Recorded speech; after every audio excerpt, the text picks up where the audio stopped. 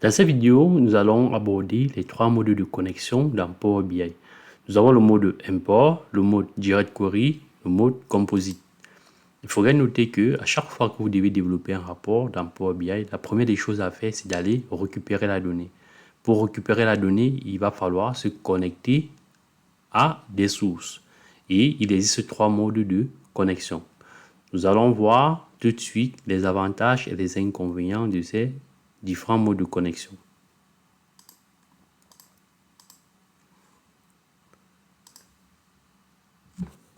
Alors, il faudrait noter que l'option la plus fréquente consiste à importer les données. Donc, une fois la requête lancée, Power BI récupère et stocke en local l'ensemble des données. Donc là, c'est le mode import.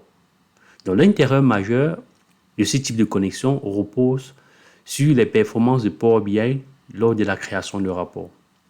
Donc, les possibilités de modélisation et la réactivité aux actions de filtrage de l'utilisateur. Donc, vu que vous avez importé les données et qui sont en mémoire, en local, il y a cette réactivité aux actions de filtrage par l'utilisateur.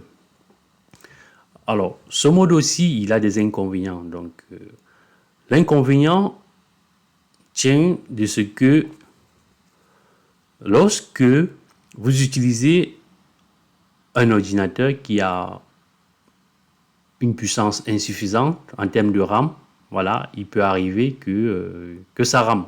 Donc, il faut tenir compte du fait d'avoir une RAM assez suffisante et d'avoir un bon CPU pour les calculs. Une autre limitation ou un autre inconvénient réside sur la taille des fichiers. Donc, en mode import, vous ne pouvez que importer 1 giga de données pour la version standard, donc la version gratuite, et 10 gigas pour la version Pro et Premium. Un autre inconvénient en mode import, c'est qu'il implique une actualisation manuelle programmée, une actualisation manuelle ou programmée des données. Maintenant, nous allons passer au mode direct. Alors, au mode direct, les avantages, c'est que on peut avoir en permanence des rapports à jour sans avoir à actualiser les données. Ici, on n'a plus besoin d'une puissance de PC en termes de RAM de CPU. Donc, la puissance du poste n'est plus un critère limitant. On a également quelques inconvénients à ce qui concerne le mode direct.